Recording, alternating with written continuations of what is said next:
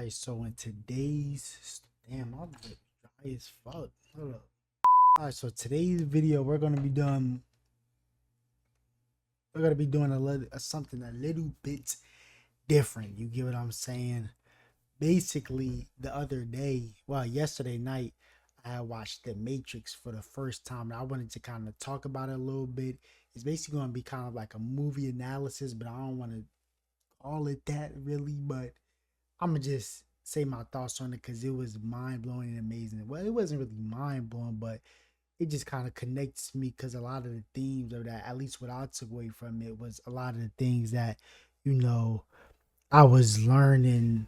Well, I'm learning right now. So let's get into it. So before we get started, spoiler warning for anybody who didn't watch the movie and plan on watching it. I don't know why you're watching it then, but if you're planning on watching it, you don't like spoilers, then get off of this video right now before I get started. And if you watched it or you didn't watch it and don't mind spoilers, then stay here and enjoy the video. So I'm gonna start out with the summary of it, of the whole movie. So basically, well, I'm gonna as I go, I'm gonna say the themes and kind of the nuance of everything. But basically, the whole premise of the whole movie, The Matrix, was the main character. His name is Neo. Wait, hold up. Let me get that one, the girl name down. Let me type it in real quick. Trinity. Oh, Trinity. Yeah, that was her name. Okay. I bet I got all the facts down. I bet. So basically, Neo, he kind of had like this whole feeling his whole life that like something wasn't wrong, but he couldn't really put his finger on it. He kind of was just chasing nothing his whole life, and he was like a big hacker and stuff. And that was his code name or his stage name, Neo. I forgot his real name, Anderson. Why, Mr. Anderson? Oh, I know his last name was Anderson, but yeah, he kind of was just like kind of lost a little bit in life because of that. So he gets a call from, his name is Morpheus. Basically they're kind of like scouting for him and looking for him, and basically he told him follow the white rabbit. And when he answered the door, to some people, I guess he did some type of job on the computer for them, and they was paying him, and they was asking like, yo, like come out with us, with me. And the girl that was with the dude that was at the door, she had a white rabbit tattoo, so he followed them.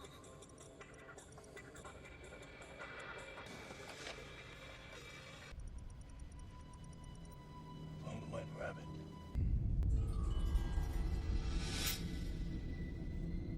Yeah. He went with them to the club, and at the club, he had met Trinity. Trinity worked with Morpheus, I should say. She worked with Morpheus, and basically, she kind of just reiterated that same thing I just said to him. Like he always felt, just trying to entice him to come join them and stuff. So, long story short, he ends up joining them. And that's where that famous scene, blue pill or red pill. You take the blue pill, the story ends. You wake up in your bed and believe whatever you want to believe.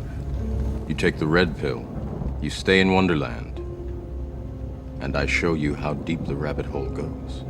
Basically, the blue pill was, if you take that, you would basically kind of like forget about everything, all of this stuff, and kind of just like join, just go back into society basically, and just live the rest of your life in ignorant bliss.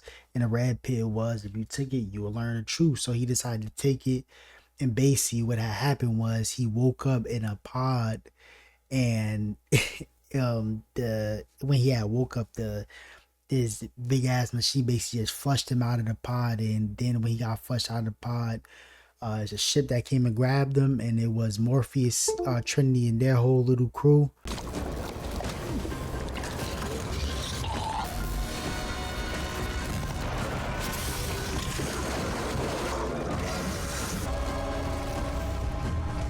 The real world. Oh wait, hold on, because I don't want y'all to hear my doo. Basically, the whole backstory to that whole thing was, basically the Earth that they were living in was just a simulation, which is the Matrix. uh it was they was living in a simulation, and basically what happened was sometime between like the end of the 20th century and the beginning of the 21st century, AI basically took over humanity. And basically the humans try to fight back by taking out their energy source, which was the sun, which was dumb as fuck. And they ended up just using humans as energy source, so they basically was just mass producing humans. Basically, like, humans had zero free will. They wasn't even like giving birth biologically. They're being created, basically factory created. And they lived their whole life in pods, not even conscious. So they lived their whole life in pods, plugged in, plugged into the matrix. And that's where they were living out their simulation. Like life just continued on, and that whole thing with the AI never happened. So, and basically, after they would die in a pod, they would get flushed and basically condensed into like an energy, turn into like an energy source for the AI, for the robots, for the artificial intelligence, and the humans were basically their fuel. So Morpheus and his peers were basically the ones who woke up from that simulation and were trying to fight against the AI to take back humanity and take back Earth and stuff. Yeah, and they had got free because it was the before, it was, I forgot his name, but it was one dude who was free first, was the first human to be freed, and he was like known as the one. And basically Neo, Morpheus scouted Neo because Neo is his not a descendant, but he's the reincarnation of that chosen one. So they keep referring to Neo as the chosen one. So that's basically the scene set. And now I'm gonna start getting into some of the core themes that I kind of like notice and stuff. So the first theme that I had noticed was like, it was really about like doubt and self-doubt. So we first seen this when Neo had basically woke up. He was in the tube his whole life, so he basically like had to kind of like recover. So he was like sleep for a while. When he finally woke up, they kind of started like teaching him their ways and telling him like what was going on and what was their goal, what was their doing. So they started training them inside the simulation. So they got their own shit where they can tap themselves into the matrix. But before they go into the actual simulation, the matrix of the simulation of Earth, they got like this white room, which kind of like a loaded room, and they could do anything with that room. They can run any simulation, they can spawn anything in there, anything they need when they actually go into the matrix and stuff. So they use that as kind of like a training. They train him there. So one of the training that he got, well, before he even went inside of there, they had wanted to teach him how to fight. So they had downloaded like basically kung fu, jujitsu, all that shit straight into his brain. So he learned how to do it. So when he broke, he was like, I know kung fu. And then that nigga, what's his name, Morpheus, he was like, well, show me.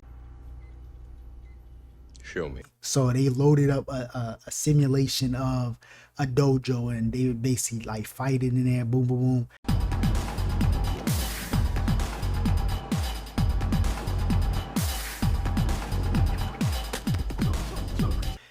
It was a fight. So basically Morpheus won the first round.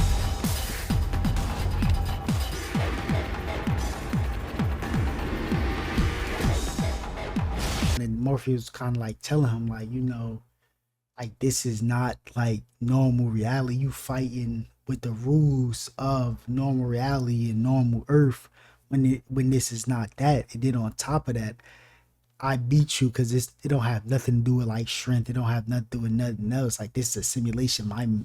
My size, my muscle, it don't matter. You're panning. You're not even exhausted. This is a simulation. Like, the reason I won because I believe that I won. You don't believe that you can win, so you're not winning basically. So after that, Neo kind of, he locked in, and then he ended up winning the fight, which ties into our first thing about doubt and self-doubt. Um, Basically tying that into real life, like, you can't do anything if you doubt yourself. Like, you're always in competition with yourself, bro. If you tell yourself you can't do something, you're not gonna do it. If you don't believe that you can do something, you're not gonna be able to do it. And also, belief transitioning into belief. Belief is the most powerful thing you could have for yourself. Because if you believe something, then your will will it. Then you will will it to be just off a shared will alone and stuff. And I kind of was like learning that a lot in my life recently because it's like I'm really my own biggest enemy, and I tell myself, you can tell yourself all you want that you believe you this, that, and the third, but your subconscious knows the truth all the time. If deep down you really don't believe in yourself and you're constantly down yourself, then your world will reflect that. Your world reflects the world is reflected by your self image. You get what I'm saying? How you feel about yourself. If you feel good about yourself, then good things will come to you. If you feel negative about yourself, then you're gonna constantly attract negative things. That was kind of what that was kind of talk about, how I related it back to my life. So yeah, moving on. That was just one thing. We're gonna revisit that and all that. But moving on, basically after he had got trained and all that. Oh yeah, and there's another scene after that where like they took him to a simulation of a building. He had basically told him, well, Morpheus had jumped from one skyscraper to the other. And he told him like, you do it yourself, but in order for you to achieve this, you gotta believe in yourself. And Neo, of course, fell straight to the bottom. Feel me? And that's where he also learned that like I didn't die when I fall. When I fell, I did not fall. Like the ground was rubbery. He was like, yeah. They basically made it like that. So if somebody did fall during training, they wouldn't die. And he revealed to that basically like if you die in a simulation, then you die in real life because the body cannot exist or live without the soul and stuff. So, and he was also basically telling him that their main enemy are these things called Smiths. Smiths are AI that uploads themselves into the Matrix in order to basically they're just the handlers of the Matrix, basically, like, and make sure everything is running smooth, all that. And because Morpheus and all his peoples are around, shit not running smooth. So the Smiths, which is three of them in the first movie, so the Smiths, they're kind of like going around trying to, feel me, problem solve these, like get these niggas up out of there, feel me. So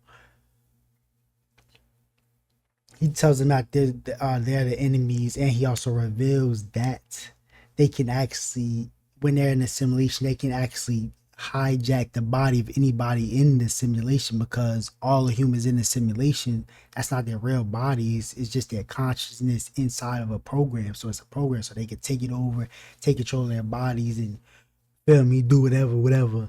So he was basically telling you that if it's not us, anybody else in here are the enemy, basically. Like they're the enemy. Like these niggas can hijack anybody at any moment, which is gonna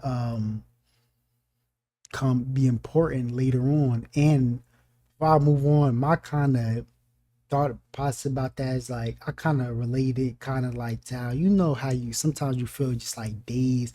It's not necessarily daydreaming, but you're not your mind is just not all the way there at that moment, and you kind of just moving on autopilot. Then you kind of snap back in the reality, like, whoa, how did I get here? Like, feel me? It kind of reminded me of kind of like that. And also it could also explain how, you feel me, people have mental breakdowns and they start acting crazy and doing crazy stuff. You ever heard somebody say, or if you ever seen it yourself, somebody say like, oh, that person was themselves. I looked in the eyes, that was not them. What if that was some type of simulation, some type of error? I don't know. I'm just saying, feel me? So after that, they took him on his first mission. And the first mission was actually to go see this lady called an Oracle, an old lady, but she stayed inside the Matrix, but she's kind of like tapped out, you get on. So she knows what's going on, but she still exists inside of the Matrix. I think she's there to kind of like guide everybody who's kind of like on the fence, got one foot in, one foot out, kind of just like her. Cause she had like a lot of kids, and they were kind of like knew about the Matrix, kind of like bending the rules. Like, there was one kid bending spoons with his mind, floating shit. And Morpheus did say that like they usually don't pull somebody out of the simulation that's as old as Neo. They usually get younger people. So they might be training them in the simulation to pull them out and kind of help with the fight later on. They didn't necessarily say all that, but yeah. And he also said another thing that the kid said, because Neo had stopped to talk to the kid that was like bending a spoon with his mind.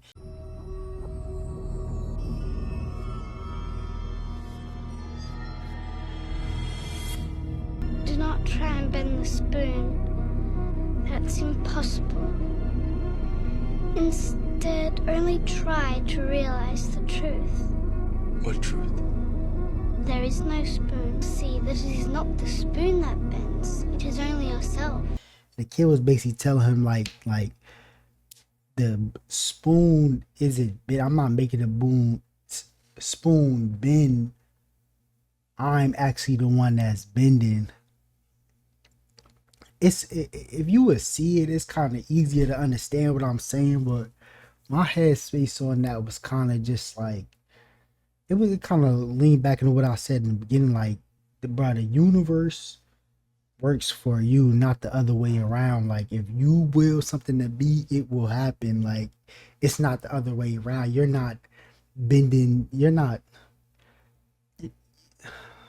I don't know how to say it. Like it's kind of hard to explain. You gotta watch it, but like you everything starts from within and goes outward. It's not the opposite way around. You get what I'm saying? I'm not bending the spoon. I'm bending my own myself, my own will to make this happen, to make this happen in my reality. Like you can make anything happen in your reality with your will. You just gotta will it to be. You gotta believe that it can be that, basically. So after that, he went in the room with the oracle, and this uh also segmented into, continue that theme of like self-doubt. Basically, at some point she had asked him, she could tell, she knew that he was the chosen one, that he was the one. But let me put my camera down. She knew that he was the chosen one, knew that he was the one, but she could tell and sense that he didn't know that shit. So she kind of asked him like, do you think that you're the one? Do you think that you're the chosen? He was like, nope. He basically said no. And she was like, shit, then you aren't. So now you're going to have a choice. You're going to either, you don't think it basically like two wills clashing against each other that has the opposite mindset. Morpheus believes that you are the one, and you believe that you aren't. So because those two strong wills are clashing against each other and only one of them can exist, basically, either one of y'all gotta die. Either Morpheus is gonna die. Morpheus is basically gonna sacrifice himself. Either you're gonna die, you're gonna give yourself up and sacrifice yourself so that he can stay alive, or you're gonna let Morpheus sacrifice himself and he's gonna die. It's up to you. It's your choice and stuff. And that kind of goes back into the self doubt thing, because it's like he is the chosen one because he basically limited himself and put a handicap on himself just by not believing in his true self and his abilities. That's all it took. It was that simple for him to just be handicapped and ain't shit. Like, you get what I'm saying? So, and because of that, wait, hold on, y'all fuck with my shirt. It's a little old, feel me? Cause I washed it a lot, but this was my design before. And he basically handicapped himself just by doubting himself and stuff. And because of that, he had to pay the consequence for it. He thought bad about himself. He doubted himself, and his reality started warping that. Either he was going to die or somebody he cared about was going to die, because the person that he cared about had he had the opposite kind of like will and thought about what was and wasn't. You get what I'm saying? It's like, it's just showing how powerful, not just, it's deeper than self-doubt and self-belief, but it's just like the power of the soul. You get what I'm saying? How powerful the soul is. And just like I was saying, how the universe bends to the soul, the other way around. So it was two strong opposing wills going against each other, and they had to be false, one had to be real. So feel me? Oh yeah, and I forgot to mention that before they had entered the apartment, the Oracle's apartment, Morpheus had sat outside the door and he basically was like, yeah, I told you I'm gonna lead you to the door, but this is your own journey to take. And whatever the Oracle tells you, it's only for you. Like, don't tell me, don't tell nobody and stuff. So that's gonna come later. So after he left out, him and Morpheus left, they met up back with the team and they had like this little, if you remember me in the beginning saying that he gave him choice of blue pill, red pill. They had that happened in like this whole little. They got like a whole little height. It's like a bed in house type theater type of building. I don't really know what it is. They went back there after the Oracle. Oh, I forgot to mention too. Before they had set out on their mission to go see the Oracle, one of the, I'm gonna call him the ball guy because I forgot his name, but the ball guy had actually betrayed them, and he had started. He had went back into the simulation to talk to the Smiths and stuff. And he basically betrayed him. He basically, and this was another theme too. Well, it's not really a theme, but the ball guy is actually, in my opinion, is a mirror to Neo in the two different sides, two opposing sides of belief and non-belief. You get what I'm saying? He did not believe in what Morpheus and everybody else were doing. He did not believe in Morpheus. He did not believe that Neo was the chosen one. He didn't believe in anything. He constantly stated that he wished he would have never took the red pill and he would have took the blue pill and stayed ignorant, because this is not the truth that he wanted and he does not feel free, this, that, and third. So this all led him up to betraying him. And they basically set up a plan of when they go to talk to the Oracle, he told them where their little hideout was at. So and all they had, because he basically traded a good life back in the simulation for Morpheus and bonus points to everybody else. So they so I go back now, go back to the present where we at now. They get to the safe house and stuff, and basically, but they're going up the steps, and Neil kind of looks and he notices a black cat going by and meowing. He didn't think nothing of it. He looked away and he looked back. He sees the exact same cat do the exact same things the exact same way, meow the exact same, everything the same. He kind of like, deja vu under his breath. And then he all turn around like, Oh, deja vu. what did you say? What did you say? And they basically revealed to him that deja vu is basically a glitch in the system and means that the Smiths are tampering with something in the simulation. So they all realized that they basically got set up. So they run. They check the windows. The windows all bricked up, so they cannot escape. The Smiths and everybody end up killing the youngest one. He had died, and then they all run and they end up in like a bathroom. They end up basically like, it's like a little crawl space, like in between the walls. So they're like shifting down and going down. I'll put some on the screen to show you, but they kind of like shifting down it to quietly escape.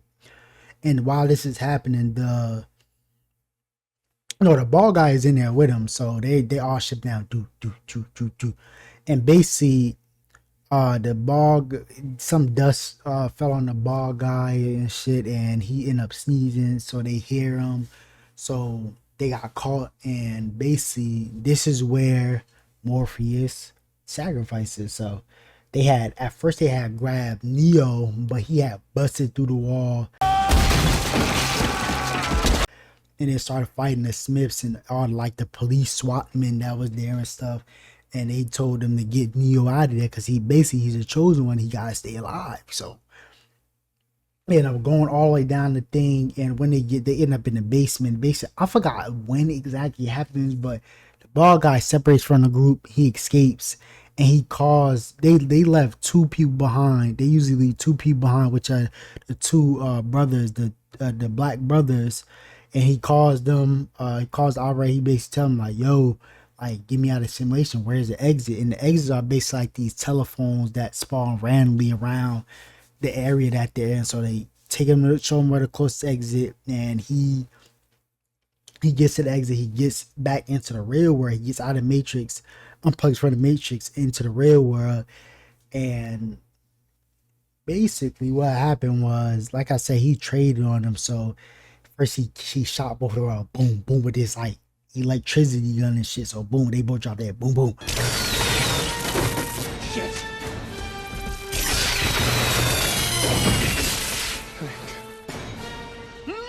So then he picks up the phone that they used to talk to the operator, because they had actually got the rest of the group, which was, it was 4 of them left. It was Neo, Trinity, and two extras and stuff with them.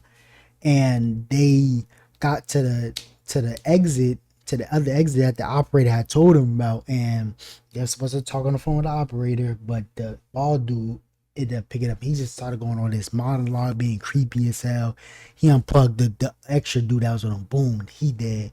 Then he unplugs the other girl that was with him, boom, she's dead. So it's only Neo and oh yeah, and Morpheus, he's still alive. They just captured. They basically gonna try to probe his mind to see where their ship is at in the real Earth, so they can basically just end all of them in real life instead of doing it through the simulation, basically. So,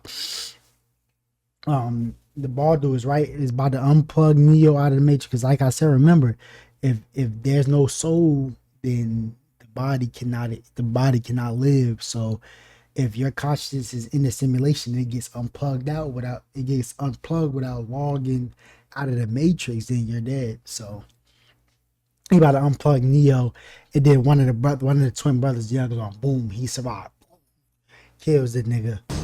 Believe it or not, you piece of shit, you're still gonna burn.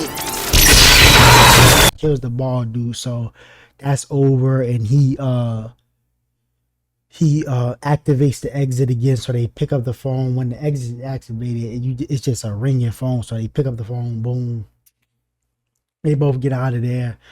But like I said, Morpheus is still in the simulation. They took him to try to probe his mind to see where their ship is at in the real world, so they can end them. So basically, Trinity and the younger brother, they both wanted to just unplug Morpheus, because if they found out where their shit was at, that would be the end of everything and all of them. So his sacrifice would have been in vain. So they were like, this is the most reasonable thing to do. They about to do it, and Neo had an epiphany. He was like, wait, I don't know why, but I just believe that I can save him. I can believe that I can save him. And that's when his self-doubt started to diminish, and he started to believe. So he started to believe. He just knew that he could save Morpheus. And mind you, the Oracle already gave him the prophecy. And the Oracle literally gives everybody a prophecy when they first join the squad. And Trinity's prophecy is actually gonna come in later. I'm gonna tell y'all about that later. But he just started believing in himself. He started believing in his abilities and all that. And like, he just like. So then Trinity was basically like, okay, if we gonna do this, like, I'm gonna go with you. Cause so him and Trinity logged back into the Matrix. And then they basically stormed like the tower that they had Morpheus in, and basically ransacked that. They defeated the SWAT. They then went up to fight the 3 Smiths, and it was kind of like a defining battle and stuff. And basically Neo, he ended up like believing that he really, even if he didn't believe that he was chosen yet, he started to believe in himself though, which was very key. And after that, he started actually moving like the Smiths, because everybody used to always say, like, if you see a Smith just run, it's impossible to beat them. Many was killed by them. Just run, just run, just run. And they kind of like, the Smiths could kind of like do this like super speed movement where it's like basically hardest. You can't really hit them with bullets and stuff, because they're they just move crazy. They just move wacky and shit. Like, so when the Smith was shooting at him, he ended up doing like he was moving in slow mo, but he was really moving fast, hell, dodging all the bullets. Neighbors got a question like, "Yo, like, how did you do that? Like, you really him? You really the one?" So I'm probably skipped over hella and misplaced hella details, but yeah. After they basically saved Morpheus and all was well, looked like the Oracle's prophecy wasn't going to come true, and he started believing in himself. But then they had found another exit, and Morpheus went through first, then Trinity, and it was in a subway, and it was like a homeless dude in the subway. So right as Neo was about to pick up the phone and take the exit, the one of the Smiths, the main Smith, had turned into the homeless guy that was there and shot the goddamn phone off. So he was just stuck with the Smith at that point, and he basically fought the Smith. And at first he was losing and shit, but he actually started believing in his abilities, and he outsmarted the Smith, had him get hit by a train. So he started keeping. He told the operator, "Get me to the next exit, bitch." Feel me? So he started running to the next edge. But like I said, the Smiths could turn into anybody inside the simulation. They would constantly just transform into different people, trying to chase him. So it was like this pretty long chase scene. And so the exit was in like this project, but I think it was in like New York. It was in like this project building. So the main Smith guy, he realized like where the exit was and where he was going. So what he ended up doing was he teleported to add to the person inside of the apartment where the exit was at, what he turned into, not teleported. And as soon as Neo opened door, wow, he shot his hat. Boo, boo, boo, boo. Neo basically died. And this is where the next theme comes into play, in my opinion. Which another theme was kind of, in my opinion, it was like ego death. You get what I'm saying? And it's another part of the theme. I'm gonna get into that, but it was based like ego death because he technically died right there. Because like you said, if you die in a simulation, you die in real life because the body cannot exist without the soul, basically. So they basically killed Neo there, and he was actually dead. And so basically, what had happened was, remember I said everybody gets a prophecy about an oracle when they first join, and Trinity's prophecy was actually that the person that she falls in love with is going to be the chosen one, the one. And she had finally, in that moment, when she realized that Neo had died, she had finally realized that, that is the person that she loves. And she kissed his real body. Remember, his real body's in the ship, plugged up into the matrix. So he kissed his real, said that she loved him and kissed him and shit. And that's when he jolted back to life and shit. And he jolted back to life, and he basically was like unstoppable. Like he can actually see the matrix, like not like the physical, like you see this wall and this and all that. Now he was actually seeing like the codes and all that stuff of the matrix. So the Smiths couldn't stop him basically, but like they tried to shoot him, he stopped the bullet, dropped him on some other shit. Then he literally jumped inside of one of the Smiths and exploded him from the inside. The other two looked at each other and then just started running. So then Neo had got the phone, picked up the phone, got back to the real world. And that was basically the end of the movie. But the reason why I said that part was kind of reminding me of ego death is because remember, the prophecy technically came true. The first part that Morpheus believed was always going to believe that Neo was the one, that came true. And because of that, the second part would happen where Morpheus would sacrifice himself for Neo. That part came true. And then the third part also came true. One of them had to die, either Morpheus or Neo. One of them had to go, and Neo actually died. But the reason that he came back is because he died, but it wasn't actually the death like we're thinking of. It was ego death. His ego that existed inside of the simulation, his ego that tied him down and tied him to the matrix was the thing that died. Not Neo didn't actually die himself in that depth. And if you are a spiritual person or ego death is kind of like, you would know that term ego death. Like ego death is when you kind of like part of you that was tied down to this physical world was the die. It was the old version of you that died. Not you didn't actually die, and kind of relate this to the like that might actually ego death is kind of what like a midlife crisis is. Like most people go through that midway through their life, but the only difference is that those people are still tied into the matrix. Basically, in real life,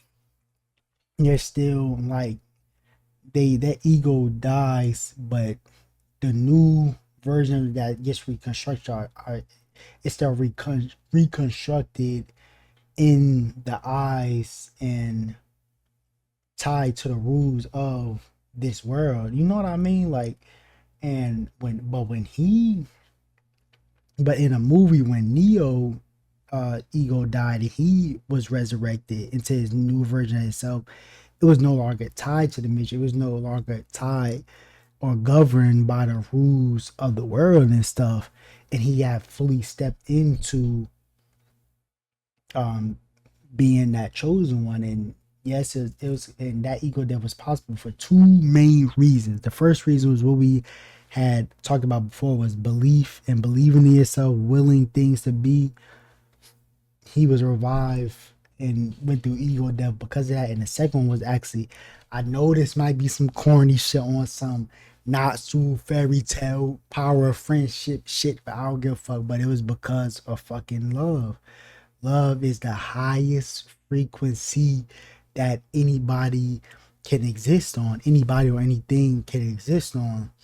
And because of that love, not just the love between Neo and Trinity and the love that Trinity had for Neo, also Neo's love, Neo and Morpheus' love for each other, and just Neo's love for himself. Neo's love for himself was the reason that he went through ego death, and the reason that he was able to release his self doubt and believe in himself, because he started to actually love himself. He started to trust himself, and that's why he was able to achieve all those things. And he was actually able to save Morpheus and save himself because he actually believed. And that goes back to the whole reason that whole prophecy was a thing, was because he did not believe in himself. He did not believe he was chosen. So as soon as he stepped into his identity, he was able to change the fabric of reality and change fate, basically, in which everybody can do once you step into your true self, and or just simply start believing in yourself and making choices based on your belief and trusting yourself. You can change everything. But going back to that frequency of love, that's the highest frequency that anybody or anything can operate on. And it kind of gives the question, like, kind of like, what came first, the chicken or the egg? Like, what came first? Was it Trinity? Did Trinity's prophecy cause Neo to be the chosen one, or was chosen Neo always the chosen one, and that's why you get what I'm saying? Like, it's just kind of a lot to think about. But those like the main things that I kind of took away from that. Is like, bro, that frequency of love literally revived this nigga. Like, it literally brought him. He died and then they literally resurrected him. I mean, like I said, he played a part in that himself. His own love and his own belief in himself played a big part in that. But it was also everybody was also rooting for him too, because at that point they all realized that Morpheus wasn't tripping. He was the chosen one. You get what I'm saying? So yeah, but like I said, it's kind of just funny to me, because it's like, was Neo always the chosen one, or did he become the chosen one because Trinity loved him? I got a little dandruff, you know what I'm saying? My scalp be dry as fuck, bro. I don't know what to do about that. But yeah, that was everything. That was basically everything I wanted to go over in this movie. Like, it kind of, like I said, it kind of just related to everything I was kind of like just going through recently. Especially the part that hit the hardest to me was just the part about like how you feel about yourself, the way your life is a direct reflection of how you feel about yourself. Oh yeah, that's I breezed over that. Reason I said that the ball guy was like a reflection of Neo is because they were both, the ball guy didn't believe, which is why his fate was death. He died because he didn't believe in himself enough. He literally constantly looked for other people to shape his reality. When he wanted to escape the Matrix, he went to Morpheus to do it. When he wanted to go back into the Matrix and live the life that he wanted, he went to the Smiths to do it. He never actually believed in himself to do or achieve or change anything for himself. He always relied on other people to do that for him, which is why he didn't have a strong will. He didn't have no strong belief in himself. So everybody else outwilled him, and he ended up getting lost in the sauce, getting lost in everybody else's convictions. Like for example, the young brother, his belief in that moment was that he wanted to live and he was going to live and he willed that to be, and he should have been dead, but he ended up getting back up and killing the bar guy. Neo and Trinity wanted to live too, and the universe made it so that they would live. Morpheus wanted to make sure that Neo lived, and the universe bent and made that happen. You get what I'm saying? So it's like it's just very interesting to me. But yeah, that was basically it. I really enjoyed this movie, and I'm gonna watch the part 2 soon. So if you like this video, like, comment, and subscribe. And when I watch the second part, I will upload the second part to this video. When I watch the third movie, I will do the same. And then once all three trilogies are out, I will combine all of them into one large video. So if y'all want to watch the analysis fully through, you can do that. But I appreciate y'all for excuse me. I appreciate y'all for tuning in. And if you like this, like I said, like, comment, subscribe. I'm out. Peace.